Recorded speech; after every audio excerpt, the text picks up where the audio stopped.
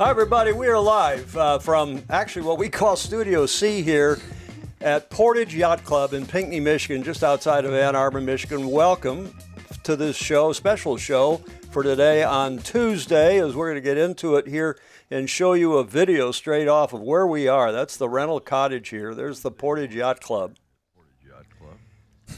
From early this morning, like 0700. But it's bright, beautiful, sunny here at 0700 or so. As we look from the east to the north and over around to the west here in a moment, as you can see, there's very little wind, almost dead calm. But a gorgeous start to the day. Time for some show prep for today's show at 1 p.m. Pacific, which of course gives me 3 extra hours, 4 o'clock here on the East Coast. Ciao for now. Yeah, that's a real help to have that extra, tell me what, 3 hours. I think I'm going to move here to the East Coast, to the Eastern time zone anyway, because it's so much easier to do the show. We're here in, as I said, what we call Studio C. We've actually done the show here on and off over the last 4 or 5 years, but normally over in the yacht club, which is behind me. We're again in that rental cottage right next door. And we've got a setup here that works pretty well. Some of the stuff I brought, some of the stuff they have for me here locally, which is really nice. Studio C, the rental cottage porch here at the Portage Yacht Club. I'm very pleased to say that our co-host, my co-host, our special guest today is Clark Chapin, who is a rules and race committee expert guru. He's been one of the founding fathers of this show since day one, so over the last 10 years. We grew up together. He's a dear friend, and he's joining me today as the co-host. Clark, welcome. Thank you. I think the C in Studio C stands for cottage, doesn't it? No, it's actually because we've done A and B over at the club. C also, yeah. Mm-hmm. And now we've got C here. So that's what we're doing. And I go back to the slides for a sec. Clark sails, races an Interlake. It's an 18-foot boat designed, Clark, by Francis Sweetgoose, the designer of the Star. And it's raced primarily where? In Ohio, Indiana, Michigan, the Midwest, almost exclusively now. That is 3 generations on your boat. That is your son Bill to the left, you in the middle, and your late great father, Commodore Gordon Chapin, on the right. Tell us about sailing, family sailing. Well, it was absolutely, you can't beat that. For a while it was my dad and I, and then it was the 3 of us. And then when Bill went off to college, it was back to being my dad and I, and then got to sail with Bill a couple years before he up and moved to Alameda. And there's just absolutely nothing. He's a neighbor of ours out in the Bay Area. Across you can't quite see the Beach Street Yacht Club from his house, but you can see the city. So for sure. Another shot of you with your lovely wife, and who's the little girl? That is my granddaughter Lisa on her first sailboat ride, and so that would have been maybe 7 or 8 years ago. She wasn't very old then, and we had her out on the boat again last Saturday. So she's been to sailing camp at one of the facilities out in Alameda. She's starting to learn more about sailing. And this is Billy's daughter. Yes. Does he have more than one kid? I also have a grandson, David, and he got his first sailboat ride. I think he's done a sailing camp in Opties out in Alameda as well. So it wasn't his first time on a sailboat, but his first time on Grandpa's boat. And as far as Bill knows, he has 2 kids. Yeah. You got to make that joke, right? Yeah. Another shot. There's you sailing with a young... teenager, early 20s? Is that here at Portage Yacht Club? That was the young lady there is Erica Auner. And let's see, she was about to start her sophomore year in high school when that picture was taken. And the fellow under the boom there is Mitch Kimball. And he, well, there is. I didn't see that. Oh, yeah. Somebody Mitch was the third. Yeah, that was up in Traverse City. Lean over there and look. Yeah. Traverse City, Grand Traverse Yacht Club. Grand Traverse Yacht Club, beautiful place. I've never raced up there, but I've done America's Cup talks up there. It's been good fun. Clark, one more picture of you by way of introduction. That's about an hour ago. What's going on in this shot? Well, I'm putting the boat on the trailer so I can take it to the Interlake Nationals, which measurement and registration is tomorrow down at North Cape Yacht Club just north of Toledo. And I've got 2 people from American Sailing Institute, a community sailing operation north of Detroit that sails interlakes, and they're going to be crewing for me, and they'll be here in a couple hours to help me take the rest of the boat apart. North Cape Yacht Club, north of Toledo, Ohio. The North Cape of Maumee Bay. Which is on the very western end of Lake Erie. Very western end of Lake Erie. Cool stuff. And the object of a dispute between the state of Ohio and the territory of Michigan. That's still in dispute, isn't it? I think no. They finally settled it. They gave Michigan the Upper Peninsula. Michigan got the Upper Peninsula as a consolation prize. In return for giving that little strip of land to Ohio. Well, back in the day, that was very valuable because then moving freight by barges was a big deal, and there were already plans to do a canal from Toledo up the Ottawa River and then through the middle of the state and then to the Miami River and down to Cincinnati. That was going to be a big deal, and so having the mouth of that canal at Toledo was, that was important until railroads were invented. And that's back in the day of the Erie Canal, which was the huge. Erie Canal was even before that. It was in the 1810s somewhere. But that's how they moved freight around from the Midwest to the East Coast and so on, right? Mm-hmm.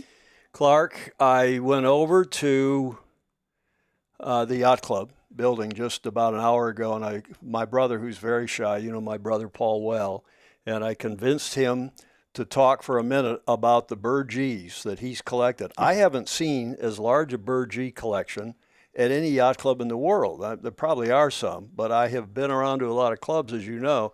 Have a look at this video and what my brother Paul, has done over there. It's Tuesday, about an hour before we go live here at Portage Yacht Club. And my brother Paul, who's over there on the other side of the room, has collected one of, if not the largest collection of club Burgees at any club I've ever been to anywhere in the world. And not only on this side of the beams, Paul, but also on the other side of the beams. How did you do this? How did you collect so many Burgees? Well, we contacted all of the clubs that we've been to, and you and other family members, and people are just sending them in that we can't collect in person, and then we have our team going out to regattas, and of course they're swapping everywhere they go. Great stuff. There's a lot of places I've been to. I produced the windsurfing tour and the bike tour and the Xterra off-road triathlon tour for several years. So I just, as we were traveling, I'd go to clubs, say hi, meet people, and do things. And several of these Burgees I got from people that actually worked for me while we were doing amazing races at other locations. And if somebody around the world watching wants to send their Burgee here, if they contact me, I can put them in touch with you? Yep. Yeah. How many Burgees total now here at Portage Yacht Club? Boy, there's Beach Street Yacht Club, right next to San Diego Yacht Club. I just brought that to Paul when we came out. It was Ida Lewis Yacht Club. Great collection. How many total Burgees? We have about 130 right now. And, 130. And there's about 50 more coming in the next week or two. Oh, congratulations. Okay, that's Tuesday afternoon. Thanks, Paul. Thank you very much. Brother Paul, Tuesday afternoon here at the the Portage Yacht Club, just before we go live with today's Sailing Illustrated show. Okay, so that's a little introduction to the club where I grew up. Actually, Clark grew up as well here. We've known each other for, 60 years? Something like that? Yeah, yep, close to that. I think the first time I sailed for you was when we did the Mallory Cup, the U.S. Sailing, or USYRU, or NARU Mallory Cup in 1976. Where was that? We did the quarterfinals at Lake Gogolak in Thistles, and then we won that, obviously. we won that, and then we didn't do so well in the semis at Menor Harbor. I remember that. Menor Harbor Yacht Club down there on the east side of Cleveland. Let's get into it. I want to thank my brother again. We'll get into the show here today for show number 937 for the 7th of July, 2026. The starting line, happy Tuesday and happy world, Clark. Well, you're Julia now. Most everyone's favorite flavor. Happy World Flavor Day. Yes, there is a yacht racing connection. Any idea? Not an idea. Well, if I had to guess everybody's favorite flavor, it would be chocolate, but the yacht racing connection, I got nothing. You'll love it. Maybe you're right, maybe you're not. Bravo Zulu to Chris Poole and Pauline Courtois, who ended up winning in Marstrand. We'll tell you all about that. Great sailing there. Coaching corner, John Emmett will be with us via video. He's in sunny Weymouth, and he has a bit to say about rules observance. And I think, Clark, he may have been talking about red cards. He may have been talking also. A topic on everybody's tongue. A topic on everybody's tongue.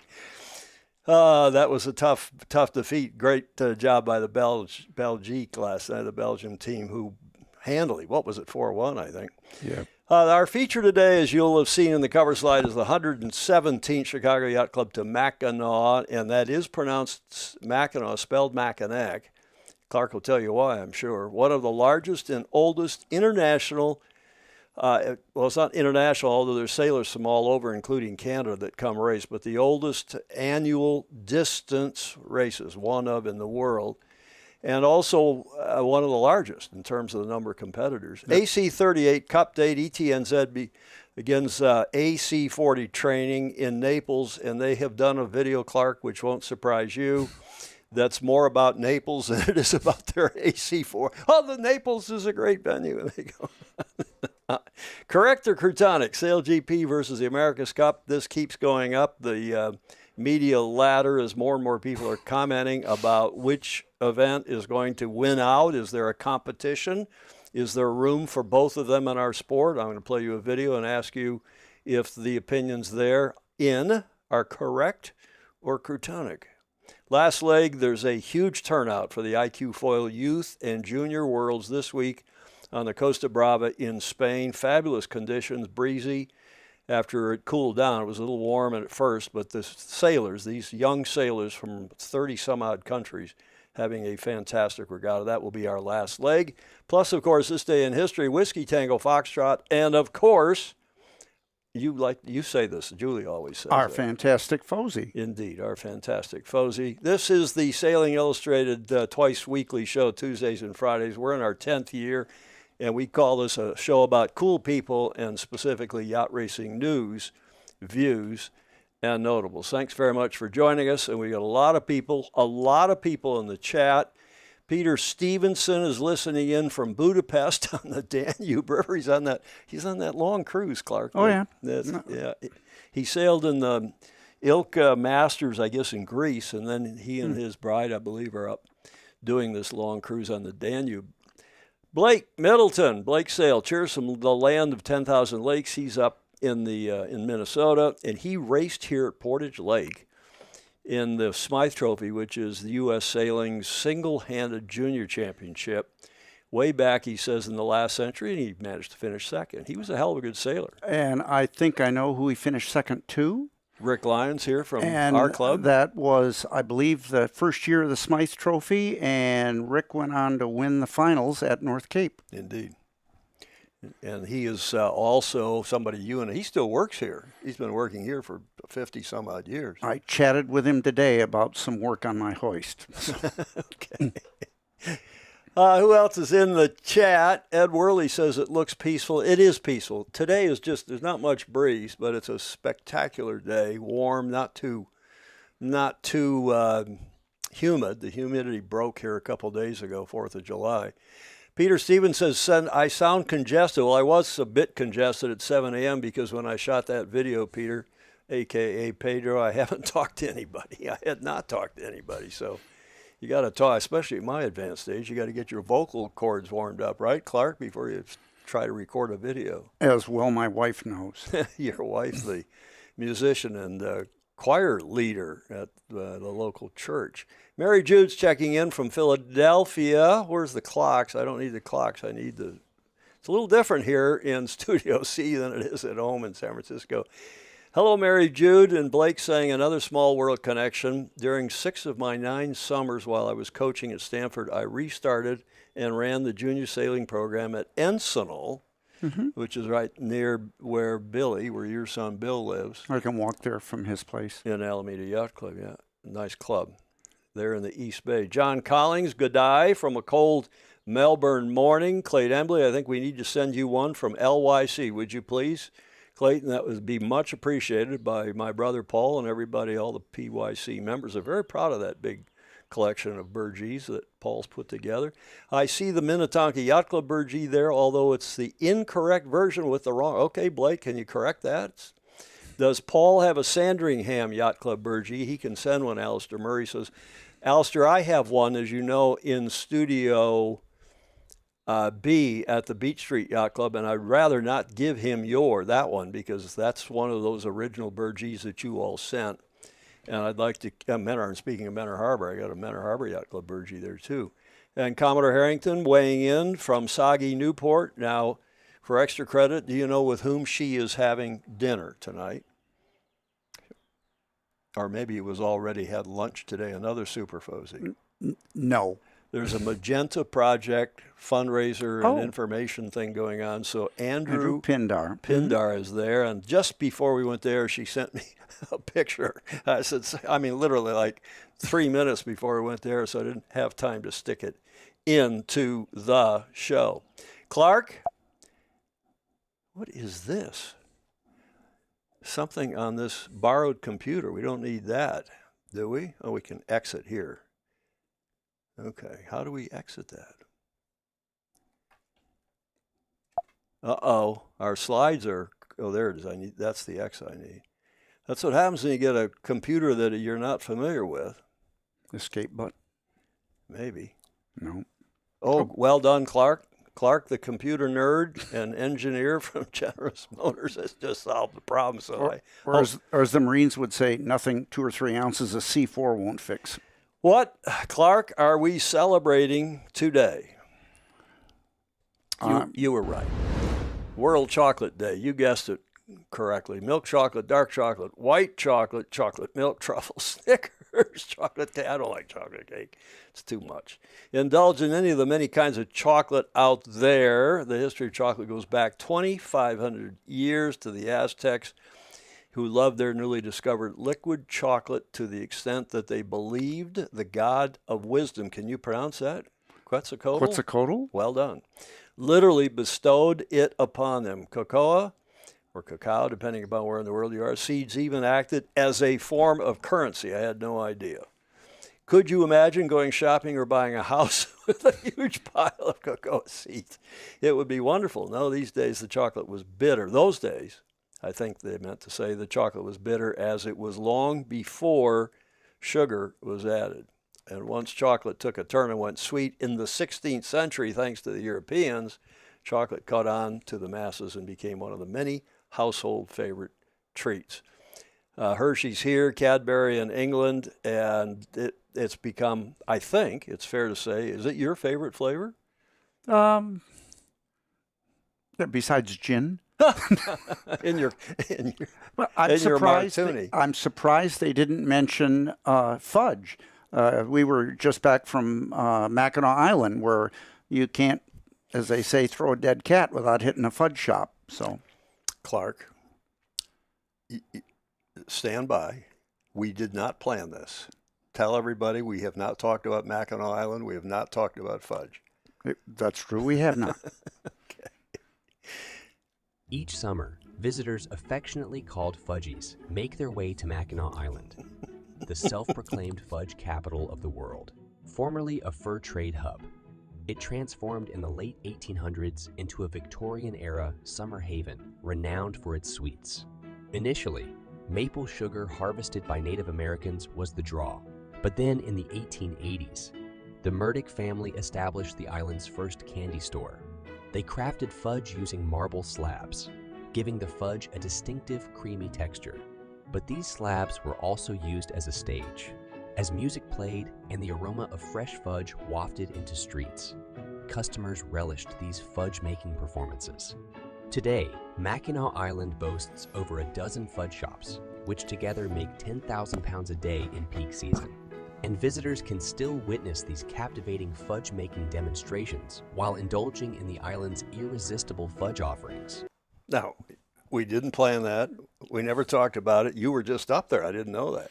Yeah, it was our vacation last week. We spent 2 days on Mackinac Island doing the, and as you know, but viewers may not, it's there are no automobiles on the island. And so we bicycled around the only state highway that doesn't ever have any automobiles on it. And my granddaughter did the tour of all the fudge shops up and down Main Street. And Horse-drawn carriages? Horse-drawn And carriages and taxis. You avoid the... Oompa, yeah. Mackinac Island, the self-proclaimed the fudge capital, and chocolate fudge, of course, is especially popular. Now, Clark, the sailing connection. Well, you gave the Chicago Yacht Club race to Mackinac, and then the week after that, the Bayview Port Huron to Mackinac race all end up at on Mackinac Island on a finish line that goes between the island and a lighthouse that's just across the way. Exactly right. Clark, as usual, one of the smartest guys I know, has got it right. That's the connection. That's what we're talking about today. The 289 nautical mile, it's 333 statute miles from Chicago, which starts this Friday and Saturday, up to Mackinac Island. Beautiful island. I mean, it's a fabulous spot, isn't it? Oh, yeah. That's why Bill planned this trip for Bill, your his son. family and his in-laws. This was their first time visiting Michigan, so we did all the tourist things and had a wonderful time. And did you stand on the porch at the Grand Hotel? No, we waved at the Grand Hotel as we went by in the carriage. So because it costs you money just to get on. Yeah, there's a nominal fee to just to go experience the port. Okay. Well, before we get into the Bravo Zulu, let's look some more at the chat. We got a lot of people on today. Thanks for joining us. Ted Ryman is in Cape Town, and Alex Kent, who has lived both in SoCal and up in the Bay Area, just enjoyed Encinal Yacht Club for the Master Mariners Regatta. The sea shanty band was sweet. Mark Orton Reed, who does a lot of photography and is very connected to Chicago Yacht Club, saying hello. In fact, no surprise, from Chicago, even though he's a Michigan boy from the west side of the state. Alex Kent saying he still needs to do the Mac. And Baton Rouge is Where Are the Cats? In that video, yeah, okay. Mark Wharton Reed again saying June is the Lilac Festival. Is that true? I mean, it's true if he said it. Yes, they have a lovely lilac festival, and the lilacs were just ending their blooming while we were there. So some of them were still very pretty. And who else is commenting here? Clayt Embley is saying, love Mackinac, miss doing that race. And Mark Orton Reed talking about off Windermere Point. Thierry DeYoung, I'll visit Mac later this year and staying, it looks like, at the Grand Hotel. Thierry DeYoung. Clark, why is it pronounced, by Michiganders anyway, properly as Mackinac? Whereas non-Michiganders tend to pronounce it Mackinac, like it's spelled. Well, actually, Mackinac City, which is on the Lower Peninsula, closest to the island, is spelled Mackinac with a W rather than a C. But both of those are from Indian names, Native American tribes. Native American names. Okay, well, let's get into a Bravo Zulu here before we get into the feature about the Mackinac Island race, the Chicago Mac. Bravo Zulu, as we said at the top of the show, to Chris Poole and the rest of his gang, and we'll tell you about the women's winner as well, Pauline Courtois. Beautiful sight up there in Marstrand. I say up there, I used to live in Hamburg, and it was up there in Marstrand. It's over there from here, I suppose, where they ran two events, the GKSS Match Cup Sweden, 29th through the 4th, and that is the Open Championship. It's ostensibly open. It's really mostly men, although I'm stuttering. I'm told by James Pleasance that they had women curling. I checked the list. So they do have some women sailing in the Open. I don't think they had anybody skippering. At the same time, concurrent with that, they ran the Nordea Women's Trophy, the 29th through the 4th. Both were huge successes. They had a lot of breeze at the end of the regatta. That is the women's only championship. Chris Poole has reclaimed his match Cup Sweden crown. He, I think, took a year off from winning it, and now he's back as the winner, while Pauline Courtois defended the women's title. Great racing, spectacular place to watch up there on the rocks just above the, I'm not sure what that body of water is called. Have you ever been to Marstrand? No. But you've heard on the show what's particularly good about being on those rocks in the summertime around. The view? Well, the view. It's the Swedish women come from all over because they know these guys are there and others, and they come and sit on the rocks. And of course, in Sweden, you in the sun topless, of course, especially in, like I said, the view. The view. Midsummer's Day, spectacular racing. And American match racing star Chris Poole and his Riptide Racing team, reclaimed the GKSS Match Cup Sweden title on Saturday, while France's Pauline Courtois, her team Match in Pink from Normandy, successfully defended the Nordea Women's Trophy. She is tough. She wins just about everything.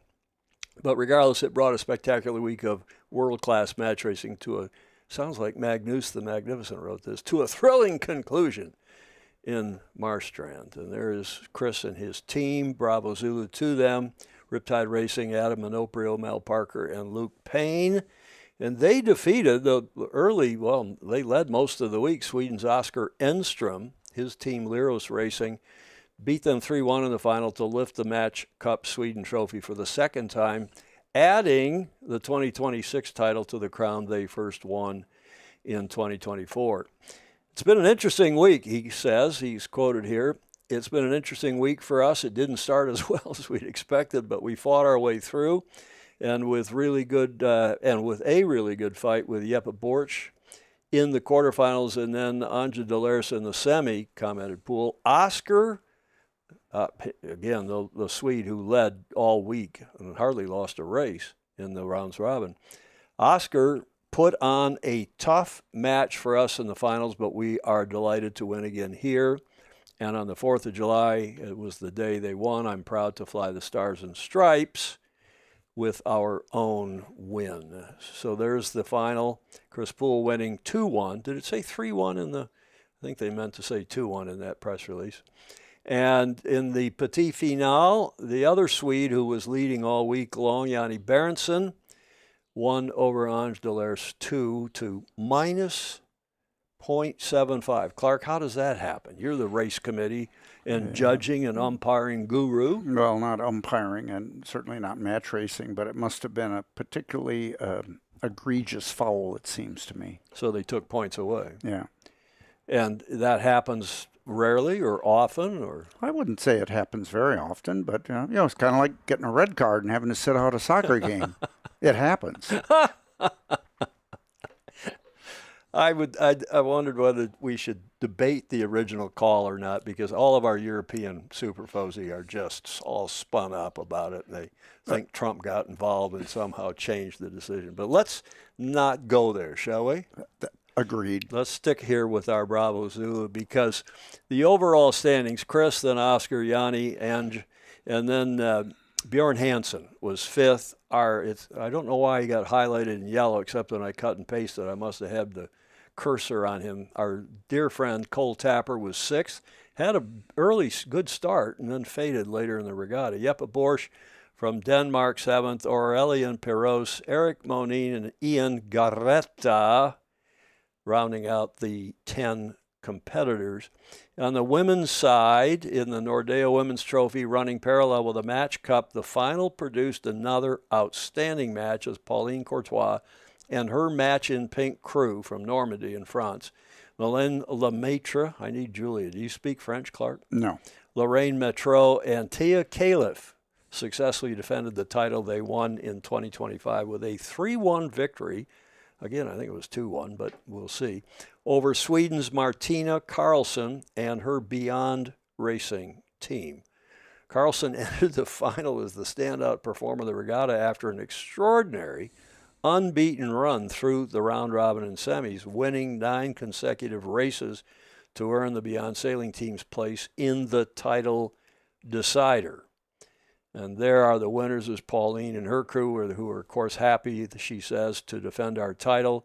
We knew we were sailing against a very popular local team, and Martina Karlsson and her team have been sailing very well this week, but we were also fast. You look smart when you're fast, don't you? Mm-hmm. And fast today, as it is great to get the win again. And Courtois and her longstanding team once again demonstrated why they remain one of. In fact, they are I think they're being kind here to the other competitors. They are the world's premier match racing, certainly women's team, if not all teams, producing a composed and tactically flawless performance to successfully defend their Marstrand crown. So now it looks like it was 3-1. And I don't know if it was 3-1 for the men as well, and they just didn't get one of the races on the scoreboard, or if they had to truncate the men's final. Somebody in the chat will probably know. Anna Östling won the Petit Finale over Leah Richter Vegelius from Denmark. So bravo Zulu to all of them. There's the women's final top 8, all in the chart there in the leaderboard. 8 teams competing. The Americans didn't do so well. Carolyn Bayless and Lindsey Bobb down at the bottom. But it's good to be out and about competing at this level.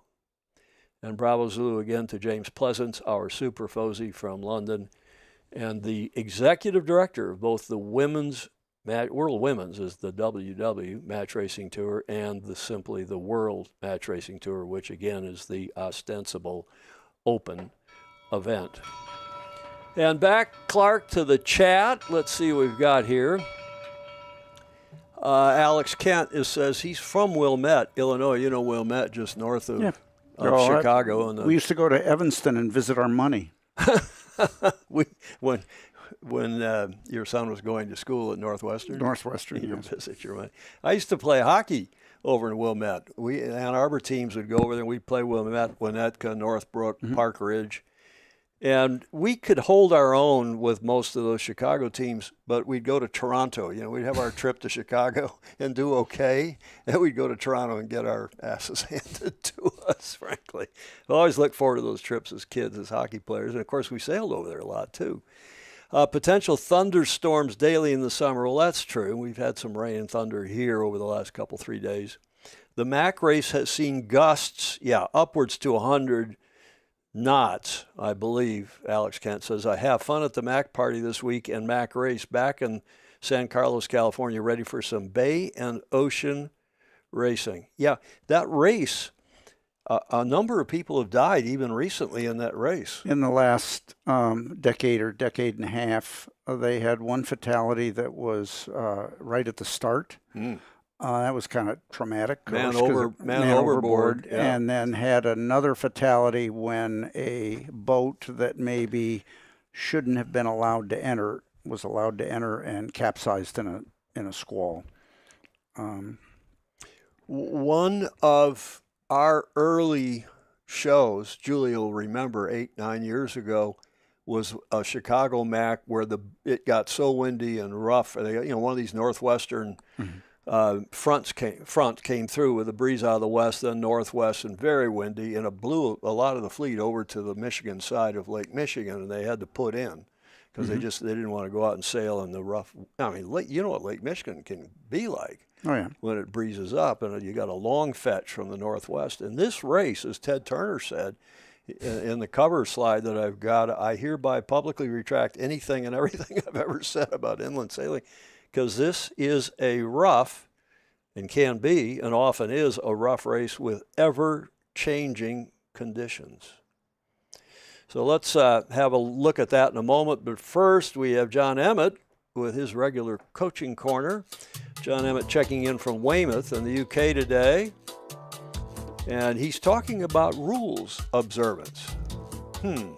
See if there's any double meaning or entendre here. Coaching corner, Super Fozy John Emmett checking in.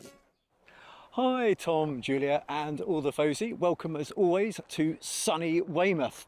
And I just wanted to talk a little bit about the racing rules of sailing and perhaps a little bit of a broader context. Now, imagine you're playing a game. In order to have a good, fair game, we all have to agree to the rules and stick to the rules. Imagine playing a game of chess where one player sticks to the rules and only does the correct moves for all the various pieces, and somebody else simply moves all the pieces like the queen. Now, not only would that not be fair, but it wouldn't be much fun, and I'd argue it wouldn't be much fun for either party because they're not really playing the game. Now, the vast majority of policing is probably done by the sailors themselves, and you get a protest if people feel that perhaps the rules weren't followed. And then a lot of the organisation is done by volunteers, people on the committee boat calling the line, on the pin end calling the line, juries, umpires making sure that the rules are observed. And you have international juries who absolutely specialise in ensuring that the racing is done in a fair and equitable way. But we need to respect these decisions, and of course we're all human and there is some mistakes. Rules like Rule 42, it's not black and white, there's degrees, and there's a lot of grey area, and we need to respect the decisions made. The same with a starting line call. I think in terms of Olympic Games we're going to go in due course to technology, but the vast majority of calls are made by people just looking down the line. There could be current, waves, buoys and flags moving back and forward, and of course nobody wants to have a bad race, but actually when we enter the regatta we're signing up to follow the rules and the best judgment. And I think close racing is just something that we all want, but we do need to remember sailing is most definitely a non-contact sport. Boat on boat, boat on buoy, boat on committee boat, no contact whatsoever. And if there is some sort of contact, somebody should be taking a penalty, whatever that penalty looks like for that class. But I'd encourage people to really seriously think about the racing rules of sailing, because you've got to start correctly, you've got to follow the course correctly, you've got to finish correctly and do it all within the rules. So I hope you enjoyed the content, and one of the most important things you can do is do share to start the conversation about good, fair racing, and let's really cover it. So sail fast, sail safe, have fun. He's got a crunchy footpath there, doesn't he? Yep. Great stuff. Thanks, John Emmett. Foiling an old Indian word that means one that doesn't know how to fly a spinnaker. From Clayton Embley down in Kentucky. Yeah, Dogzilla Monster, AKA Stingray up in Seattle. Belgium played with incredible inspiration here in Seattle last night. I think they're a tougher team than a lot of people thought. As Richard Gladwell said to me, Clark, that the Belgian team knocked the Kiwi team out of the tournament. Mm-hmm. So they didn't. He said, I didn't feel so bad after they beat the U.S. last night, and they beat them handily. I mean, that was a real smackdown, 4-1, and the U.S. had a lot of time with the ball, but they couldn't do anything with it. It looked like, and Belgium was just very classy and very clever. Clay Embley says that he remembers the weather changing very quickly. He's, I think, back on the Chicago Mac. Yes, both races, both Chicago Mac and Port Huron Mac, these inland lakes, they're inland lakes, but it can get rough as hell. And the other thing, Clark, as you well know, is that on the shallower big bodies of water, the period, is that right? The period of the wavelength gets very much shorter, and the waves get choppy and high, and it's awful. I mean, you can do that. What was the boat that sunk, the big freighter that sunk up in the Edmund Fitzgerald up in Lake Superior because of the same thing, right? So yeah, it's not a piece of cake to go out here and race in these Mackinac races, and every now and then they do run a Trans-Superior race too, from west to east, and also every now and then they run a race from Chicago over to Port Huron, the boats will go through the finish line up at Mackinac and then keep going down to Port Huron in order to race the race from Port Huron back up to Mackinac a couple weeks later. The Super Mac, I think they call it. Exactly. And last year it was Port Huron to Chicago, and I haven't read anything about this year, but if they have anything similar, it'll go the other way around. Yeah, no, they're not doing it. They're not doing this year? Not doing Super Mac this year. And also, as I understand it, they alternate. So that one year the Bayview, meaning Port Huron Mac, goes first. And these races both been going on since the latter part of the 1800s. Long time.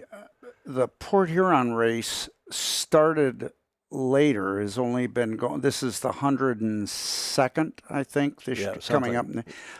But it's been operated continuously, which is something Chicago can't say, because even in 2020 in the pandemic, Bayview still managed to run the race, all with finishing via tracker, so the race committee didn't have to congregate together and infect each other. So. Yeah, they had all sorts of rules in effect. In fact, the parties up there were not parties. They really kept everyone apart up at Mackinac for the boats that even stopped or were allowed to stop. But since that time, the finish times for the Port Huron to Mackinac are taken from the tracker, from the yellow brick tracker, not from people citing the finishing line. So yeah, we did quite a coverage on that 2020 race because it was here on Sailing Illustrated. It was what else was there? That's right. One of the very few things that was going on that summer, and had the Commodore and the race chairman, I think, race committee chairman or the race chairman on from up at, speaking of the Grand Hotel, from out on the porch. Or at Mission Point, which is where Bayview runs their headquarters. Yeah, but it was on the Grand Hotel. I said, yeah, let's get it. And Mark Michelson has often been with us, helping out with the weather. And let's hope everybody gets safely to Mackinac this year, because it's tough. We keep going back to the Mackinac race. But I will say one of the things that's shown up in the comments here from Mark Reed, though, since the Wingnuts tragedy in 2011 and the death in 2015, the Chicago race has really stepped up their safety protocols and safety enforcement to make this as safe a race as it can be on that body of water. Good point. John Emmett back to his coaching corner, and we thank him as always. John Emmett, get to the front of the fleet, and we also like to say at the end of his reports, because he's been pushing this so hard for us and with us, to get the import of getting sailing back into the Paralympics come 2032, Clark. We need that. The Australians are pushing hard for it. We need to push hard for it. World Sailing is working hard on it, according to John Emmett and others. So let's hope we can make what do you think the chances are? Those that live closer to the World Sailing headquarters might know or the IOC headquarters might know better what the odds are at this point. But within the world of sailing, there really has been a groundswell of support for that, and that's encouraging. Yeah, the International Paralympic Committee, the IPC, is, I think, the one ultimately will decide. And John and others tell me, Andrew Pindar tell me, that a sport that has been excused from further participation, as New York Yacht Club used to say, has never been invited back. So we'll see how that goes for parasailing, for Paralympic sailing in 2032. And again, if any of you has an ability to have some influence on this with your national governing body, with events that are happening for these sailors, by all means, please give it a big shove, give it a big push. Yeah, this apparently, quote, the 1970 race was a really tough race, and somebody, was it Mark Reed, somebody said that it was Ted Turner sailing, and he was sailing the red boat. What was the name of that boat? American Eagle? Yeah, American Eagle. Thank you, Clark. Well done. That quote came from Turner back on the 70 race to Mackinac. Jeff Moxham's in chilly Sydney. Well, it's the middle of their winter, like it's the middle of our summer here. Stay warm, Jeff. Mary Longpre, she said she'd come on, watching from finely sunny Newport Beach. Enjoy your time, Tom, in Michigan. I am very much, Mary. Thank you. And then I'll be down to see you all, Mary. Let's say good to the chat here. I'll be down to see you in 3 weeks' time for Governor's Cup in Newport Beach at Balboa Yacht Club. Ken Saban, do you know Ken from Toledo? I met him a couple times down at. He spends a lot of time at North Cape, so yeah. Boat builder, maybe he'll be up there watching. Oh, I'm sure he will. The And fixing boats, perhaps. So. Exactly. Great guy. Been around for a long time. Everybody in the Midwest, I think, knows him. Hello, guys and gals. Ken says, Miss Julia, have a great show today. Me got boats to make ready for the weekend. So whether it's the Interlake Nationals or something else. I think it's the Nationals. So keep going, Ken. Mark Reed, once the Wingnuts tragedy in 2011 and the fatal MOB in 2018 we were just talking about, the Chicago Yacht Club has set the standard in safety protocols requiring safety at sea for everyone who sails in the race. And good point. And well done to Chicago Yacht Club. Steve Gruber on YouTube today is saying lakes. I think inland seas is probably more appropriate indeed. Mark Reed again, Trans-Superior is run every other odd year. Every other odd year. So 2027 is the next one. I didn't know it was quite that regular, Mark, but thanks for that. Ed Worley, the Great Lakes generate various lake effect weather events. In Wisconsin, I watched the weather change Milwaukee by the hour. Yeah, I've sailed over Milwaukee too. And it does indeed, but it happens in a lot of places where the weather is often changing, including New Zealand. Many of the Wayzata Yacht Club sailors who race the Trans-Superior race, they call it the Trans-Stoop, according to Blake. Oh, man. Ted Ryman, thanks, John. Another cool report. Yes, indeed, John. Thank you very much. Jody Shields is up early, as usual, in presumably in Wanji, north of Sydney. Hi, all. Very sorry I'm late. I've been tapping away at getting Sail GP to 5 billion views. We'll talk about that in a minute. Yeah. And whether or not there's a lot of thought that the Sail GP is using bots to generate all these views. I don't know if it's true or not. But who else? Inside Great Lakes Sailing, that Greg Norman. Greg Norman, you've been on his show, right? Yep. Chatted with him at the Crescent One Design Regatta at Crescent Sail Yacht Club 3-4 weeks ago. And he just posted, he raced in the Queen's Cup, I believe, coming across from the boat's good. I think he raced on a Muskegon or a Grand Rapids or a, Holland, Macatawa Bay boat. And then he raced from the west side of Lake Michigan back, if I remember well. Tell us, Greg, in the chat, if you would, please, as Clark and I are trying to remember all that. But let's get to this day in history. It is sailing related as well. I've worked really hard to get these things to be sailing related, Clark. Clark, what happened on this day, 7th of July, 1928?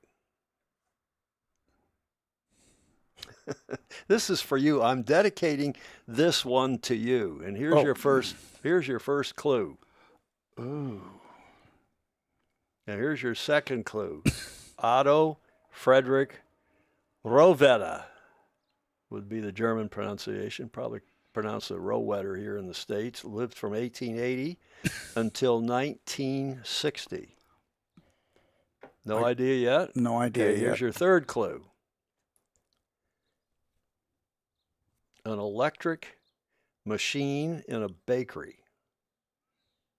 Sliced bread. The greatest thing ever. Well done. David James got it to it about the same time. Very well done. Rohwedder's electrical bakery machine in St. Louis, or just outside St. Louis, Missouri, in 1930. And that, of course, led to the phrase that you just used, the best thing since sliced bread. Otto Frederick Rohwedder of Davenport, Iowa, invented the first single loaf bread slicing machine, a prototype he built in 1912, and it was destroyed in a fire. And it was not until 28 that he had a fully working machine ready. The first commercial use of that machine was today, the 7th of July, by the Chillicothe Baking Company of Chillicothe, Missouri, as they pronounce it down there, who sold their first slices on the 7th. They probably sold their first loaves. Loaves. But, okay. That's this day in history. on the 7th of July, 1928. But here's, since this is a Midwestern show, we're here in Michigan, here's where it gets to be the sailing connection. I thought you'd like this. And the question is, does pizza come sliced or not sliced, and which is proper? Pizza tends to be delivered sliced, but propriety is in the eye of the beholder. Well, let's see, because first of all, Unless there's a World Pizza Association that promulgates rules on this. that's called Italy. That's the World Pizza. Clark, as you know, the two largest delivery pizza companies, I think Pizza Hut used to be, but I think now the two biggest ones are here in Michigan. I'm not sure why. Little Caesars and Domino's and Pizza. Domino's, yep. Mhm. And Domino's was started in Ypsilanti, or between where you live in Plymouth now and where I grew up. But Little Caesars ran an ad in the 2020 Super Bowl, which went like this. Little Caesars delivery.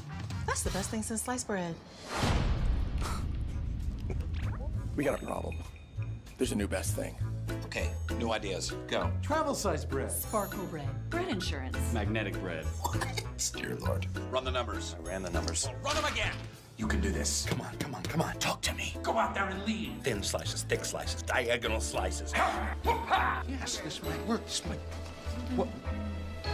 No. Everything is fine. I've been following this turkey for a month. Sliced bread is toast.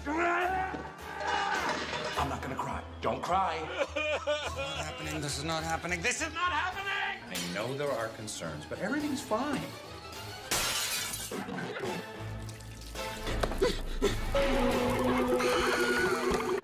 Little Caesars delivery. Best thing since Sliced bread. I know. America's best value, now delivered. Pizza, pizza. That's the Super Bowl ad from 2020 by Little Caesars, which is Detroit-based. And I have no idea why both Domino's and Little Caesars were founded here, both in Michigan, have become such big deals, franchisees and so on, of delivered pizza. And I checked today, you can order it sliced or not. And Well, actually, the local public radio station ran a whole segment entitled Pizza Wars a year or so ago.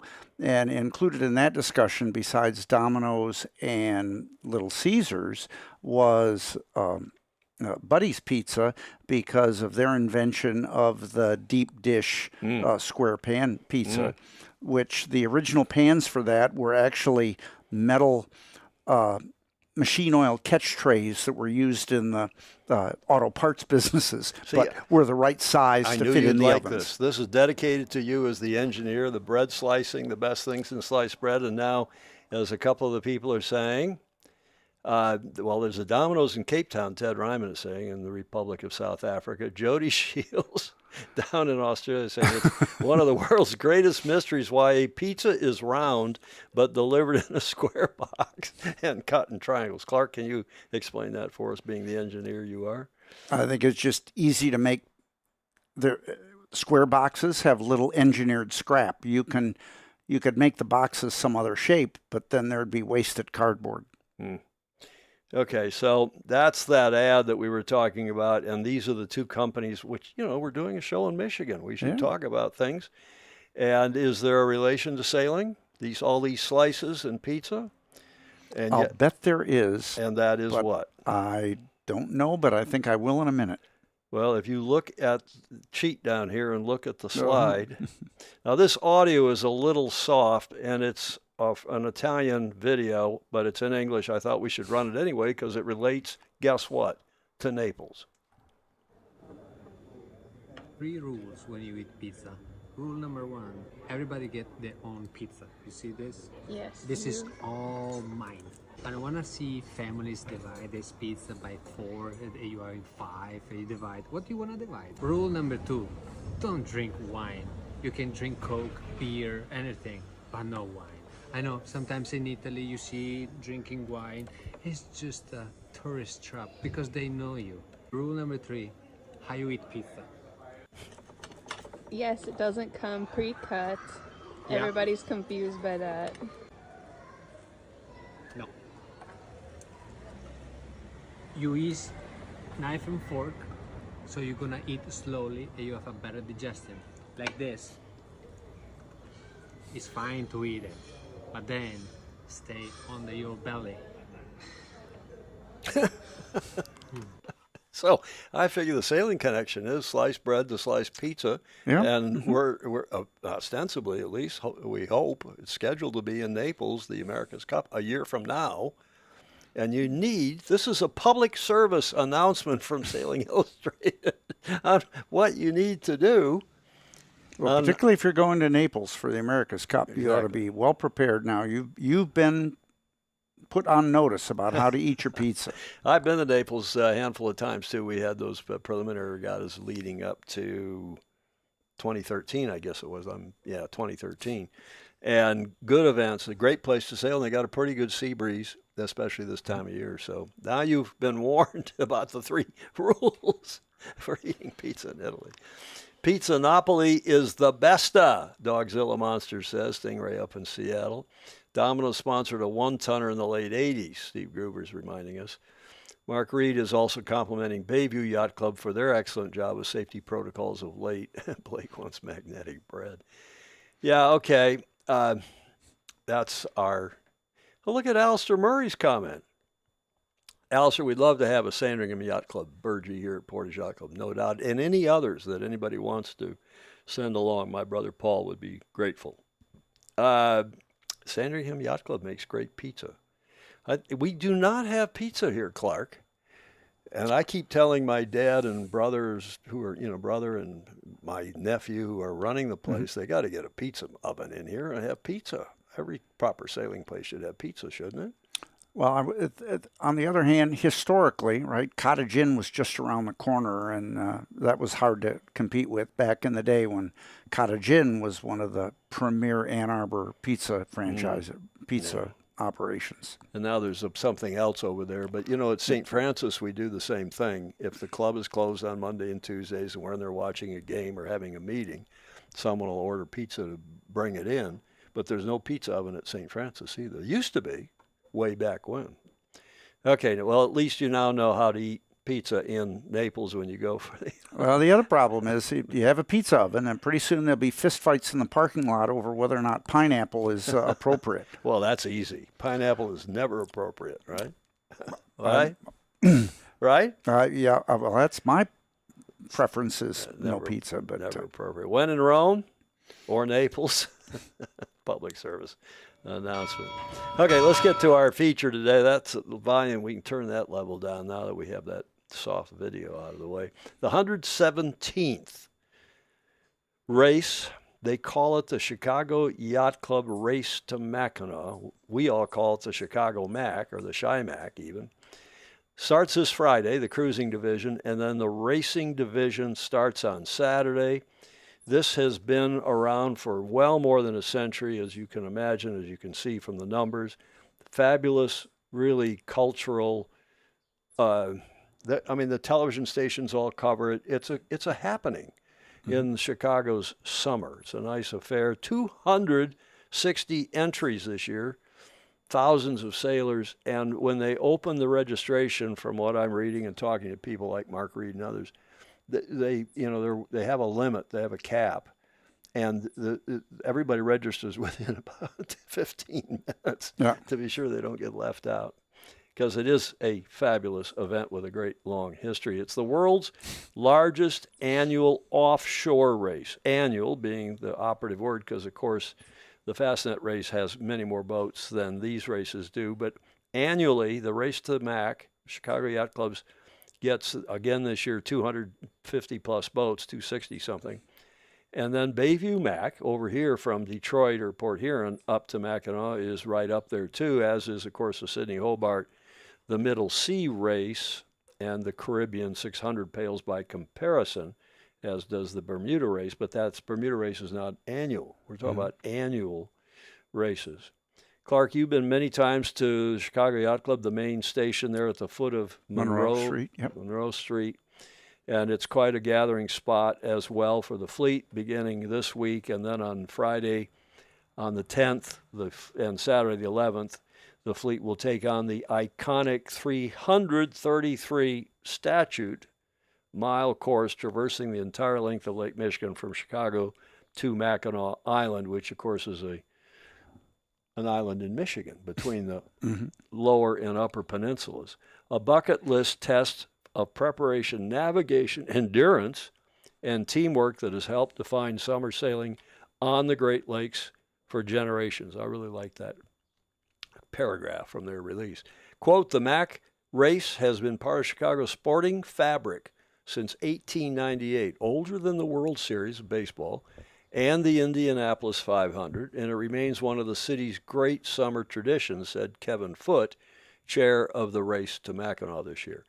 This year, with competitors representing 45 states and 8 countries, the race once again brings sailors from around the world to Chicago for one of the most iconic challenges in offshore sailing. And of course, what makes it challenging are the conditions on the lake. You can start out on a nice southerly, and then you can have a front come through, and out of the northwest, they're going to blow dogs off chains, as the Aussies would say. The fleet starts off Chicago, races the length of Lake Michigan, passes through the state straits of Mackinac, and then finishes at Mackinac Island, as you said, between the lighthouse and it's not the end of the break. I think no, it's not quite the end of the breakwater, but there's a pier for the Chicago to Mac.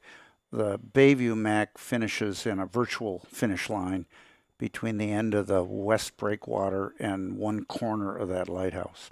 Have you done the race? I did the Bayview race once.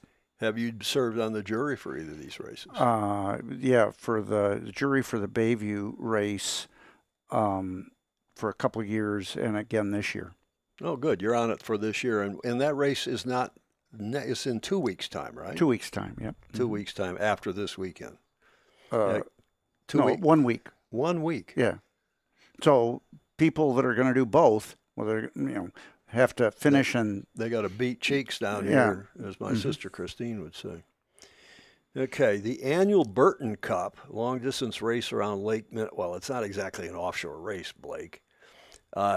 Started in 1904. Both of the clubs up there participated. Well, there's a lot of races that have been around for a long time, but a long offshore race like this with so many entries, this apparently is the granddaddy. Thanks to Scuttlebutt for this diagram chart, whatever you want to call it. There's the start in Chicago down the lower left corner, up through the islands, up through the Straits of Mackinac, and then to Mackinac Island is the finish.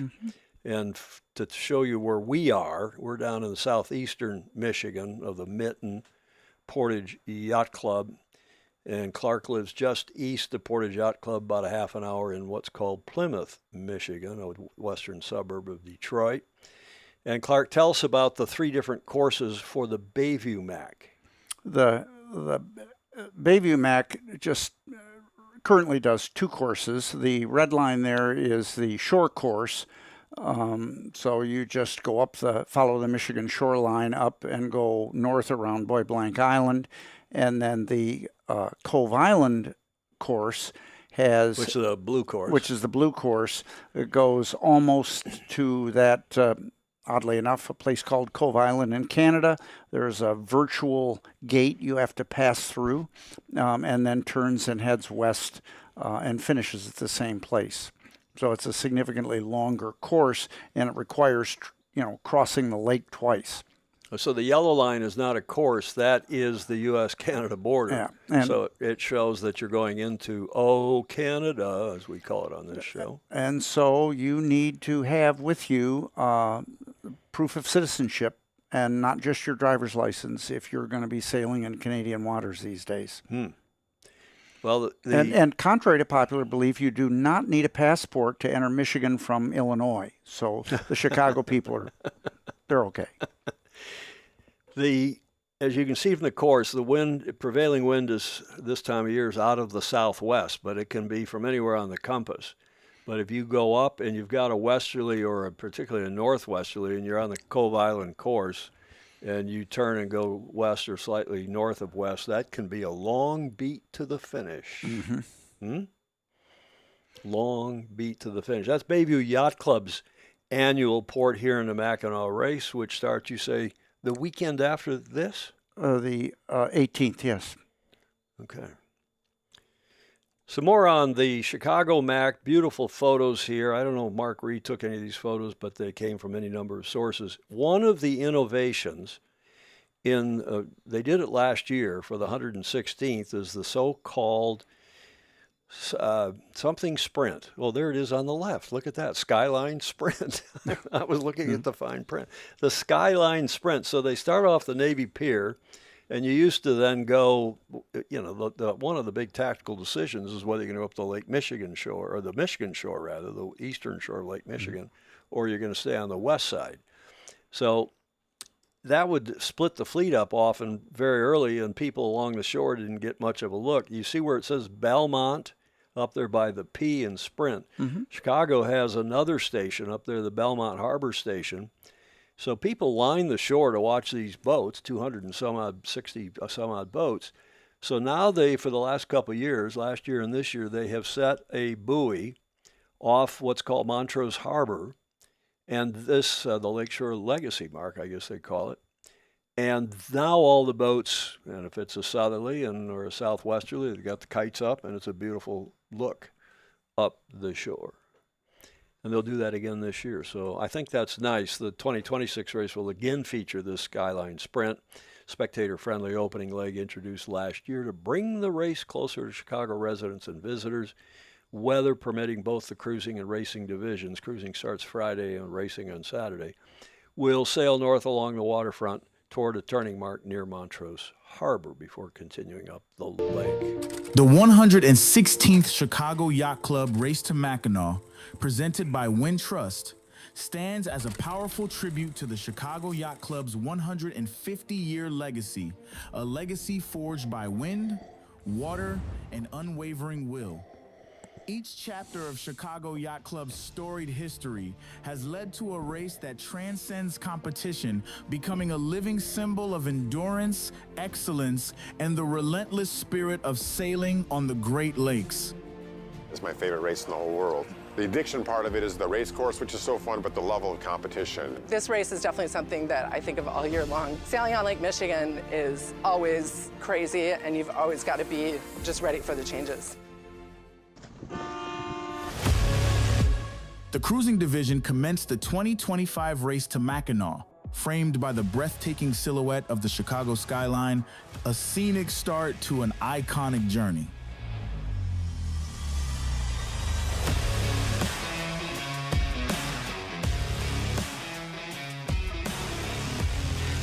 With light air conditions, this year's race was a test of patience, precision, and pure seamanship.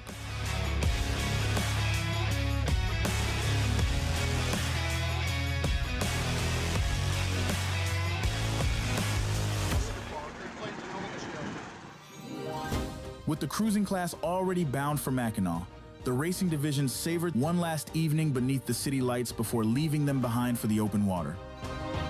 It takes so long to prepare for a race like this, to make sure the boat is ready, make sure you've got everything on the safety list, make sure you've got competent crew.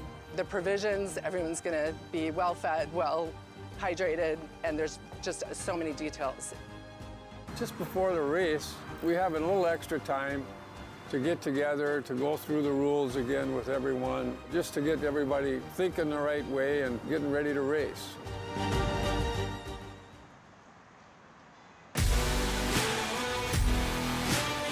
All eyes were on the starting line as some of the world's top sailors jockeyed for position, prepared to take on the power and unpredictability of Lake Michigan.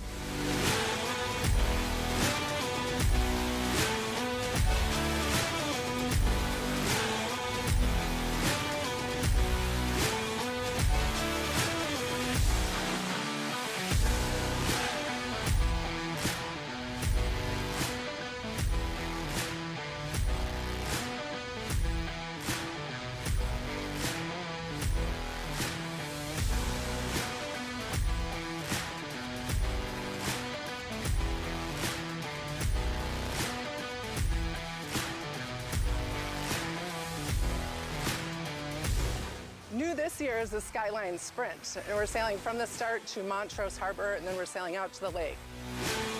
What it did is it kept all the boats close together for that first 5 miles, fighting along the coastline, then getting to that turning mark. Then everybody kind of went different ways from there. But it was tactical, a little bit of a buoy race start kind of tactics thrown in with the start of a distance race. So we enjoyed it, thought it was really cool, and added some more excitement to getting to that turning mark, another little feature in the race.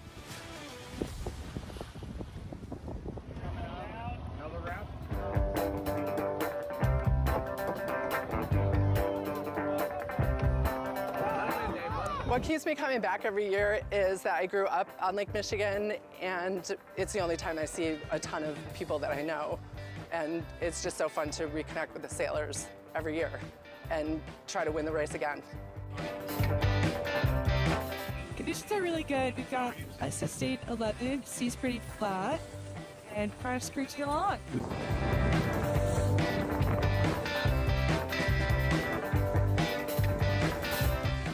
It's such a special race, and I mean, every little thing from like the stars being out Sunday night, you know, in the middle of the lake, to just the beautiful coastline that you get through and the iconic finish coming down here and the big deeper breath you take when you cross the line. It's magic. Wouldn't want to be anywhere else, that's for sure. Known as America's Offshore Challenge, the 2025 Mac race tested sailors' tactical instincts, patience, and mental endurance over the 333-mile course up Lake Michigan. I love going along the sand dunes. I just love going through the Manitous. That's my favorite part.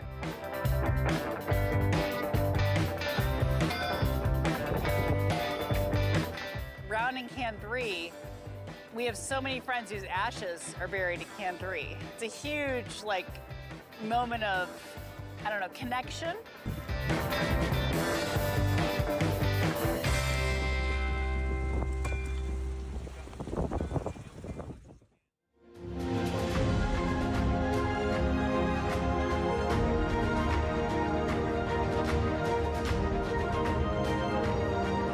No stranger to leading the charge, Whitehawk once again was first to cross the finish line, claiming line honors for the cruising division in this year's race to the island.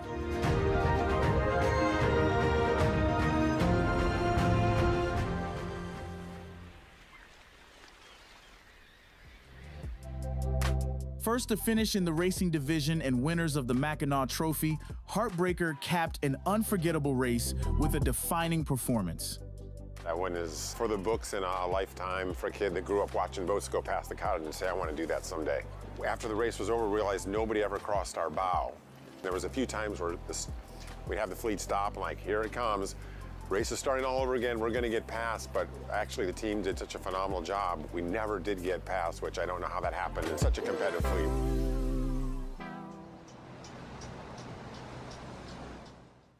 Going under the Mackinac Bridge, dudes. Almost home. Chicago's finish is very unique in that it goes under the bridge. It's all very iconic.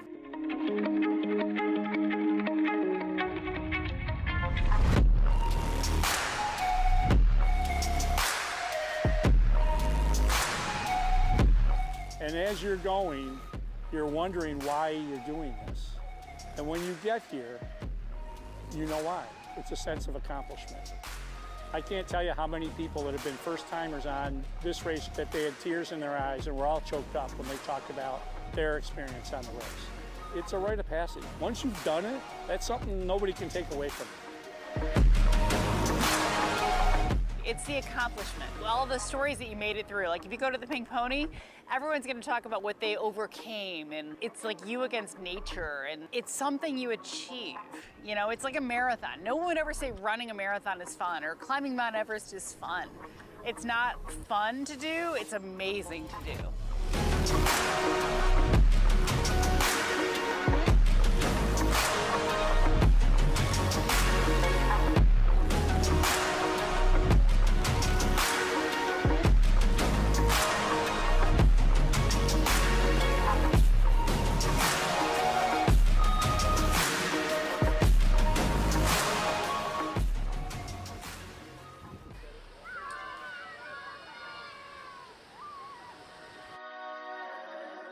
Once you get to Mackinac and smell the fudge and smell the horses and all the other stuff, kind of takes over, and pinch yourself and you know you're there. Just a complete different landscape from Chicago. It's night and day difference.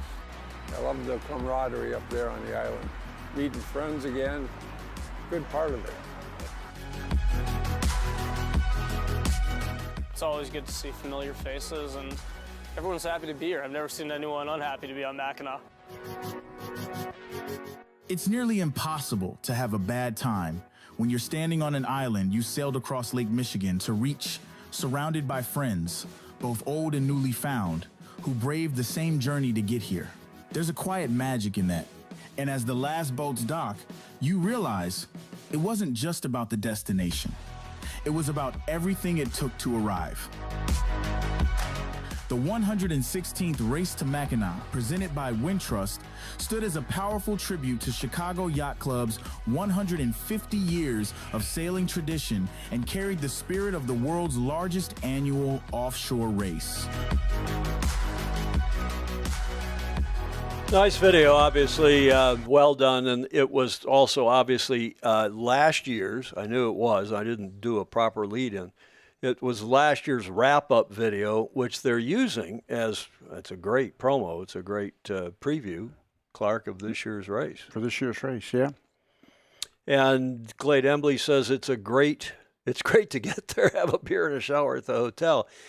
I think there's something magical, Clark, about races that end at an island, whether it's the Newport Bermuda, whether it's the Sydney Hobart. You've made the journey, you've gotten there, whether it's the Bayview Mackinac or the Chicago Mac.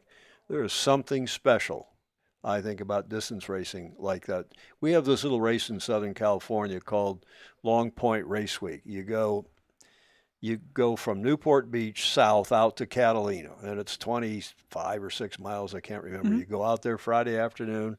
It's not an overnight race. You get there, you're on an island, you've left everything behind you, the shore and all your worries and cares in theory. And when you get there, you race on Saturday, party both nights, of course, and relax. And then on Sunday, race from Catalina back to Newport Beach. So it's a fabulous regatta. And again, part of this, I think, specialness of it is racing to an island, or so I would assert. Okay, Chicago, the Chicago tradition called the Chi-Mac or the Chicago Mackinac, first sailed in 1898. The Mac has helped define summer sailing on the Great Lakes for generations. And I think that, Clark, is fair to say, isn't it? Absolutely. Okay, let's get into the America's Cup for a moment, shall we? And we're going to do a corrector crutonic here in a moment.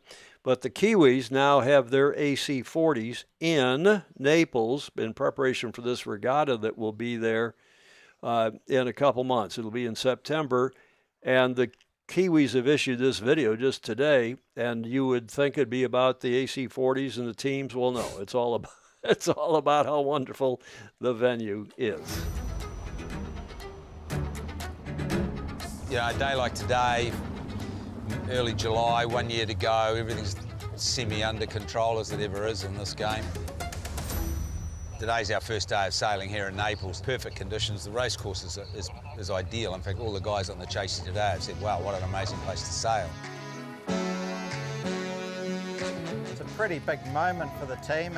Always is. First day back at a new venue. We're seeing 11 to 15 knots and very, very steady from around that 210 direction. So the race course will be tucked in really close to the spectators. Like, we're right in here, and it is going to be stunning.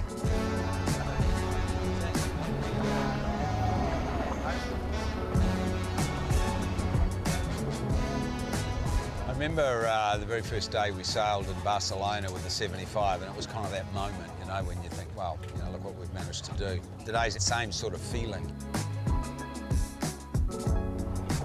Naples is an America's Cup venue. I think it's perfect, really. All the Italian people who live here know about sailing and know about the America's Cup and follow it. They're some of the best fans in the world. To come somewhere where they really do embrace the sport is pretty special. You'll always have really good sailing conditions that time of the year, and it should be fantastic racing in a year's time.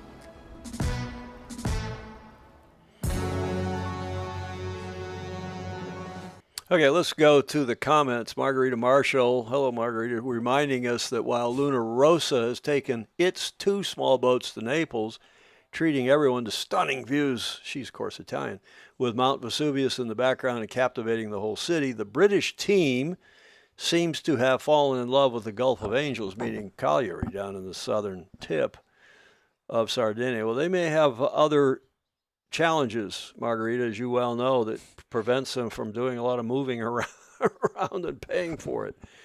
Steve Gruber back on the island business saying, there were comments a few minutes ago, the worst thing about the Block Island race was from the western end of Long Island Sound, Clark, into out around Block Island, then back. Mm-hmm.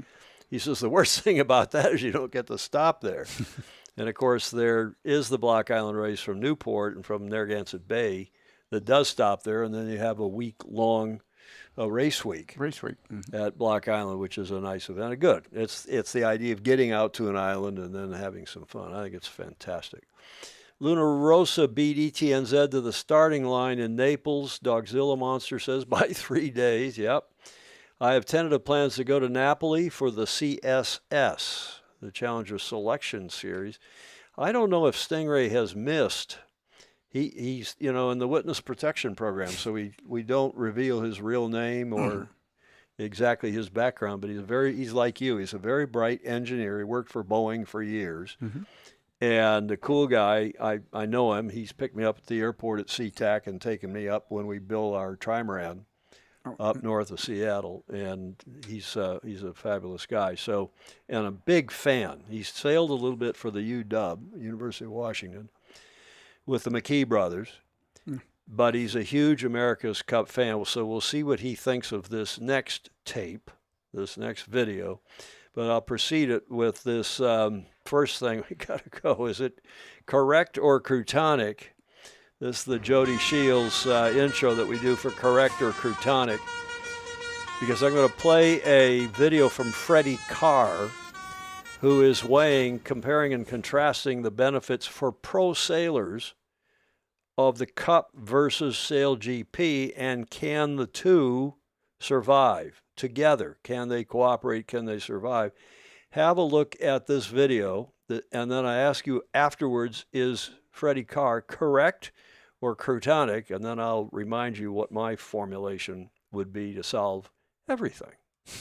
So I very much sat in the America's Cup camp. I have done my whole life, and Sail GP, when it started in 2019, was amazing, and you were like, oh, I get this. I can see this is the America's Cup framework that Russell and Larry pushed, and I was like, this is cool, this has got legs. And I think what it's grown into now is exceptional, and it's a real problem for the America's Cup. You can only see by some of the toing and froing in the media that we've seen recently, they're ruffling each other's feathers, and there's a lot of sailing journalists that are poking each way.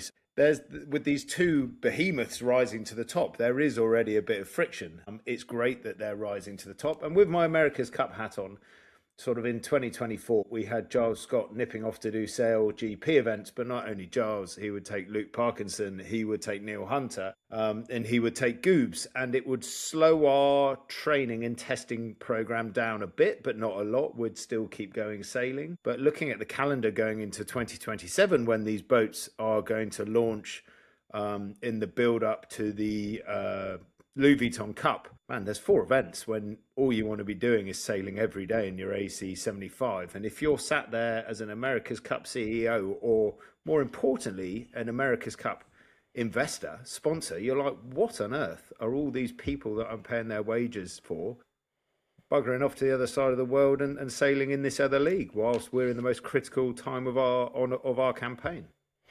That's this new media outlet called The Foil. Freddie Carr, of course, was with the British team last time, and a hell of a good sailor in his own right. We can go down his resume. But a lot of interesting things coming out of The Foil, and including, I thought, that, Clark. What's your take on what Freddie is saying? Well, I think there's a competition for the time and talent, and the Sail GP is more events each year on the schedule. It's providing employment for professional sailors, and the money will speak and might provide some more opportunities for people in the America's Cup that otherwise wouldn't have them. They're different. They are different. Well, as comments are rolling in, Ted Ryman says that Freddie was correct. Margarita Marshall says, and that will become more difficult if they confirm Naples for 29, a repeat there, which is the rumor. I don't know if that's going to happen. But more importantly, I think, is what Greg Normand is saying inside Great Lakes Sailing, who says while there's never any guarantees, is asserting, but by mid-October, those associated with all the syndicates could be facing a legal monster from the New York Attorney General, and not just John Sweeney. The plot for Naples has not been written yet, or so Greg says. Now, Clark, I don't know if you know this, but there is a meeting at the AG's tomorrow.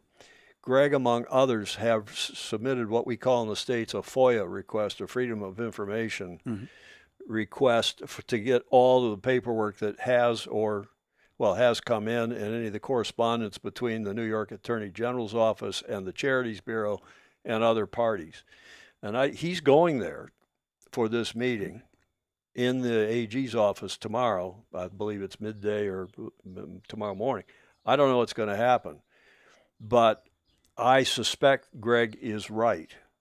I suspect there's going to be some very serious developments here before too much longer coming out of the AG's office. And I won't say any more than that. But I have said on this show in the past that there is a solution.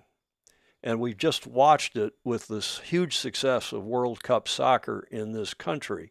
I put a prescription up, show number 876, which was, almost a year ago, 8-9 months ago, my simple 6-point plan to rescue the cup. And in a nutshell, this is what should be done, is that keep the AC, the America's Cup, rare, like the Olympics and the FIFA World Cup, i.e. once every 4 years. Stop trying to make the AC into Sail GP, let alone F1. Ours is a niche sport, and this is a niche event, that is the America's Cup, that will never have mass appeal. Read the deed, and yes, respect it. Now, I don't know how you feel, Clark, because we didn't have time to talk about any of this. You literally came in from trailer, putting your boat on the trailer and taking the mast. Is the mast still up? Oh, my minions should be here any minute to assist with that. We didn't have a chance to talk about it, but I think the America's Cup should be like World Cup soccer. Once every 4 years, you get the guys together from the various teams, whether they're maxi teams or offshore teams or the 52 Super Series or Sail GP, and get together and have a massive world tournament called the America's Cup. And the other thing that is good, that would be good, is if the America's Cup would have a real nationality rule, like FIFA does. FIFA says if you can play for a team and then you can change by some age, I think is the rule. But once you change, that's it. So there's not all this loosey-goosey jumping around. What do you think of that? Well, I think even if you ask FIFA, they tell you that nationality rules are hard to write because they've got a lot of athletes, so I'm sure have attorneys that are busy trying to figure out how they can avoid even FIFA's nationality rule. But it would help the interest in each country to have a nationality rule if you can make it work. Well, I think FIFA has written such a rule. You've got these guys and gals in the female World Cup, the Women's World Cup, playing all over the place for professional teams in Europe and South America, even in the States now. But when it comes time for the World Cup, they go back to their original country, their original team, and there is some leeway in going back to a team maybe that you played for or a country you played for 2 times ago, but only once can you jump from country. And I think we need that badly in the America's Cup. We need that badly in the America's Cup, and America's Cup has got to stop trying to be Sail GP because, as you all are saying in the chat, Freddie Carr is correct. This is Clayton Embley. I would rather watch Sail GP because the boats are equal, but unfortunately no spinnakers. Okay. Ed Worley, Sail GP is not a problem for the AC, the America's Cup. Perhaps we need to expand the number of sailors involved, not just highly paid pros in the Cup. What other comments here? Blake Middleton, correct. I'm all about Sail GP over AC 24/7, 365 days a year. Stingray, Sail GP is every third or fourth week, should not be a problem for sailors' schedules. Alistair Murray says he's correct, Freddie Carr. A real dilemma for running an Olympic sailing team is conflict with other sailing events. Of course, Australia does that very well, and Alistair Murray's the immediate past president of Australian Sailing. But it's a conflict with other sailing events trying to run an Olympic sailing team, which offer the athletes an opportunity to earn real money. Well, that's fine. Ed Worley, of course, agrees. He and I have talked about this at some length. He helped me formulate those points, in fact. Blake agrees. Keep the AC unique every 4 years, approximately. Yeah, it could be 3, it could be 5, just like it was from 58 until 87. It might be handy if you're going to be every 4 years to have it be out of phase with the Olympics, and that would minimize some of the problem that Alistair had been talking about. Very good point. Very good point. And I think that's easy to do, too. You run it in an odd year. Or 2 years from the Olympics. Well, the problem with that is you got a Winter Olympics in the even years. But that's not, that doesn't affect the sailing. It doesn't affect populace. the sailing, but it does affect television rights. It does affect sponsorships. And these sponsors, I mean, having been involved in the Cup since 1980, really, I can see that in non-Olympic years, you're much better off for TV time, for sponsor money, for a lot of things. Well, then you make sure that the Cup venue is in the same hemisphere as the Winter Olympics, and that way they're at least 6 months out of phase. Okay. Well, there's some more than one way to skin the cat, but I think what we're hearing everybody say here, Clark, is that we've got to get the America's Cup back on an every 4 year, not try to be Sail GP, not try to have all these preliminary regattas which nobody watches and which don't mean anything. And by the way, this is probably all going to stop when the New York Attorney General weighs in, because what they've done, as I'm going to say it again, Royal New Zealand Yacht Squadron have delegated their trustee fiduciary duties to a team which is explicitly prohibited by the deed of gift. And now the team with this old ACP mechanism and the other teams are trying to exploit it commercially in a way that the deed does not permit. And I think, I don't know what's going to happen at the AG now, tomorrow, or anytime soon. Margarita Marshall's asking who is invited tomorrow at the Attorney General. I don't know. I think it's people, Margarita, who have filed a request under our FOIA Act, Freedom of Information Act, which, and Clark, correct me if I'm wrong, but this act has been around for 40, 50 years, and it requires government agencies to disclose publicly, when requested, certain information that is more or less routine in their proceedings, as long as it doesn't affect national security and one or two other things. Or proprietary information, but each state has their own FOIA Act, yes, in addition to the federal one. Exactly. So I don't know, Margarita, who's going, but I do believe Greg, he'll be there, I'm pretty sure. Fritz Mueller, Sail GP is about one designs. AC is about proprietary designs. Sailor transference may not be that easy. Well, true, possibly. Ed Worley, a strict nationality rule in the AC. It would create more sailors involved and more passion for the teams and the fans, which, Clark, is what you said a minute ago. Anything else, or shall we beat this horse? Shall we? As my friend Pete Nico said, just because the horse is dead doesn't mean we have to stop beating it. It's very simple. Make the America's Cup. Keep the America's Cup, the rarity, once every 4 years, the FIFA, the World Cup of Sailing. Follow the deed, read the deed, have a nationality rule for the sailors. Forget about designers and shore team, and all, because you're never going to be able to do that. Ed Vitrano is weighing in here. Hello, Ed. Another wrinkle, make AC spinnaker displacement and Sail GP foiling. Well, That's, I think, a secondary issue, but let's not get into that today. It seems like most of our viewers, most of our Fozy and otherwise, think that Freddie Carr was right. He was correct. Okay. Steve Gruber is contrary-minded. He says, I don't like a strict nationality rule in the AC. In my humble opinion, it would reduce the number of entrants. Maybe, Steve, but I suspect it would be the other way around. And, of course, they're trying to make the AC one-design boats virtually. You got to use old boats, and you can't do much to them. But, okay, I think we have Clark beaten this one to a pulp, haven't we? Mm-hmm. Shall we move ahead here?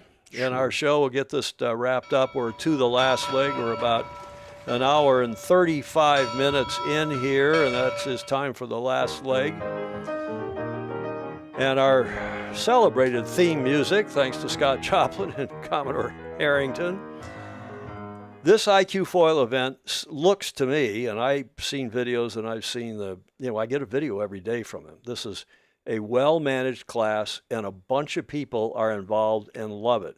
3rd through the 10th of July, the IQ Foil Youth and Junior Worlds this week taking place on the Costa Brava in Spain, and they have some 400 athletes from 36 nations. Okay, that's not as many sailors as we get in Chicago to Mac or even Bayview to Mac, because they're getting, on 200 boats, you're getting... But it's more vessels. But it's more vessels. And it's a great scene by all accounts. I've been following their videos. Bravo Zulu to everybody involved in running this in these fabulous conditions on Spain's Costa Brava.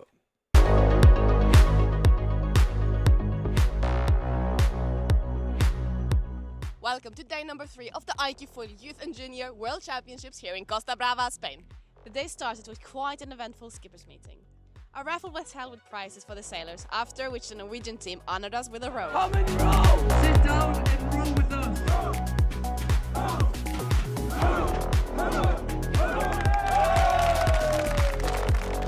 There was an optimistic forecast today for the thermal winds, and soon enough the under-19 men were able to go out to try to reach the quota to advance into gold and silver fleet racing.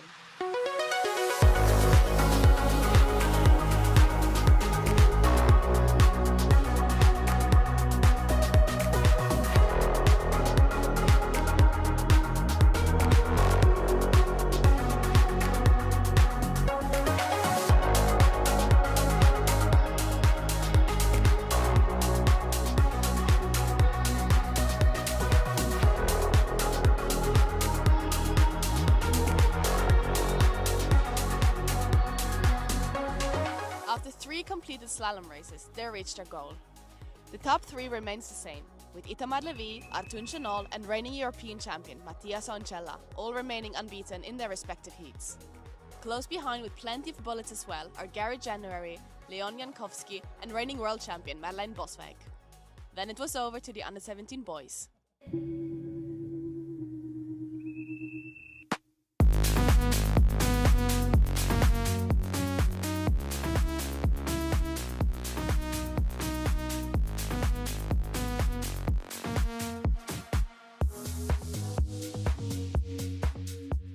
Completing 4 slalom races, the provisional podium sees 3 sailors tied for first place as well. Gonzalo Ruiz Mendez, Swan Manaval and Maurice Schleicher have only crossed the finish line in first position today. Very happy that I learned how to trim my material today, and hoping for more wind these days and ready for the medal. Today is a good day for me. I finish all race, my objective is win and I'm going for this one. Close behind are František Burda and Luca Pacchiotti, both still on equal net points with the leaders. Finally, it was the turn of the girls to hit the water. However, the conditions quickly deteriorated. The under-19 women only completed 1 heat, won by reigning under-17 world champion Lea Leborn-Sebetti. With no more heats run, the women finished the day with no races on the board. The under-17 girls, however, managed to squeeze in a full race.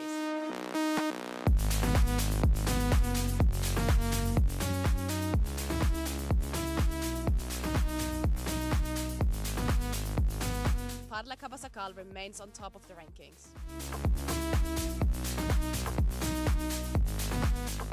Close behind in second is her compatriot Ece Melis Bash, who won her respective heat today as well.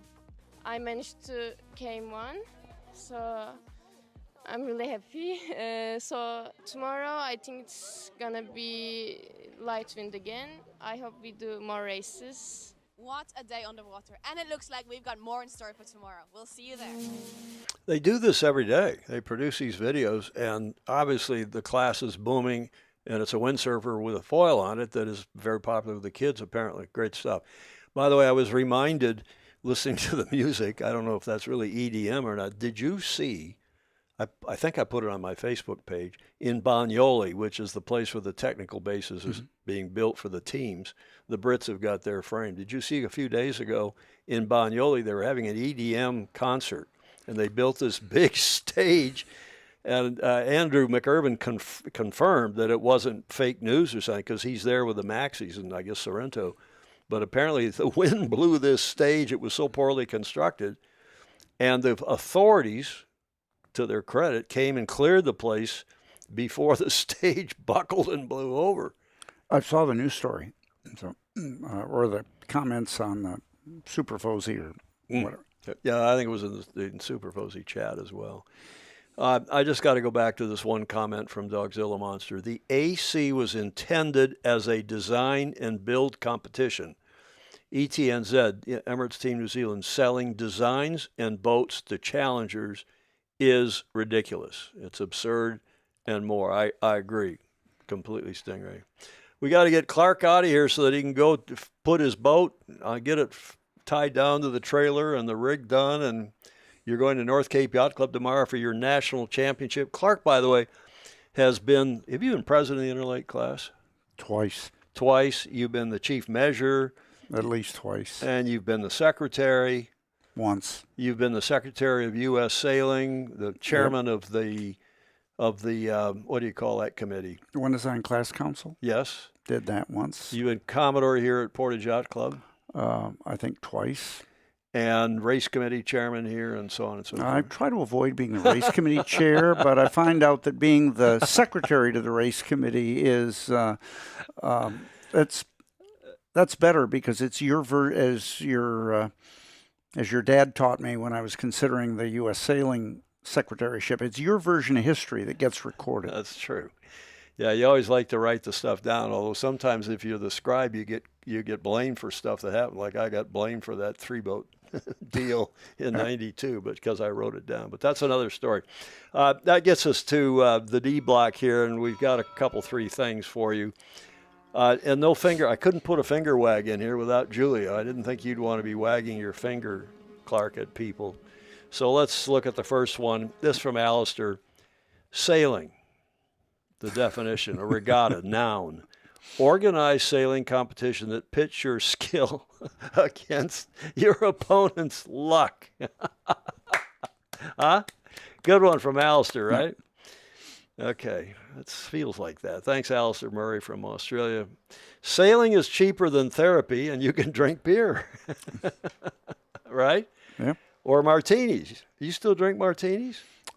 Occasionally, not that often.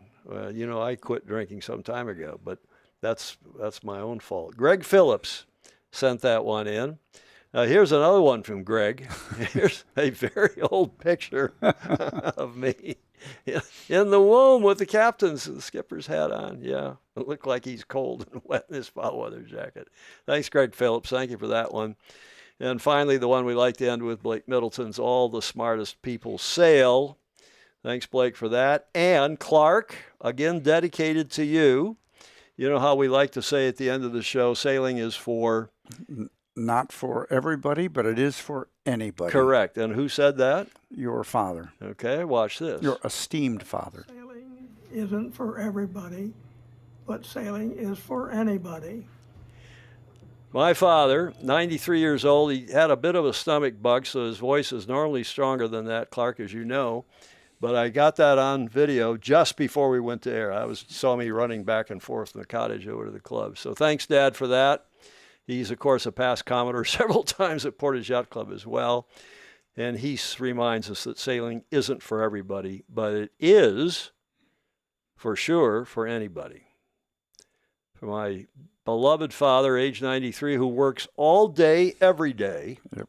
Although he didn't. He actually took the day off yesterday because of his stomach bug. He won't be happy. It must have been bad. Exactly. And he won't be happy with me telling the world that he didn't come to work one day.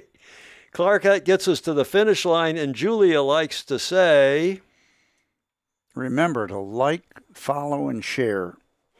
You're always the first person to do that, I've noticed in the online. And the other thing we say is that comments are welcome, even in replay. We're one of the few sites that does that. Sailing Illustrated, of course, is supported by our viewers, by our FOSI, the Friends of Sailing Illustrated, via patreon.com/join/Sailing Illustrated. Thanks very much for your support. And thanks to everybody who gave us audio, images, and video for today's show. Clark, final thoughts. Good luck to everybody on the Chicago to Mackinac race, and sail fast and have fun, right? Exactly. And you have fun and sail fast down at North Cape Yacht Club for your national championship, which is what? Starts? Racing starts Thursday. So tomorrow's measurement? Tomorrow's measurement, although it's kind of an abbreviated measurement these days. There aren't the controversies that we've had in past years. So, how many boats do you expect? 18. So it's a small number. A small number. Is it the smallest nationals ever? One of? Could be in recent memory. So I think Lake Erie might have scared some people. Well, those Great Lakes, you know. Yeah. They're tough. Thanks, everybody. Appreciate Clark coming on today. We appreciate all of you watching. We will not do a show Friday because it's a travel day for me back to San Francisco. But we hope that you'll join us next Tuesday, a week from today. In the meantime, have a great week of sailing wherever in the world you are, and sail fast, sail safe, and have fun. Ciao for now.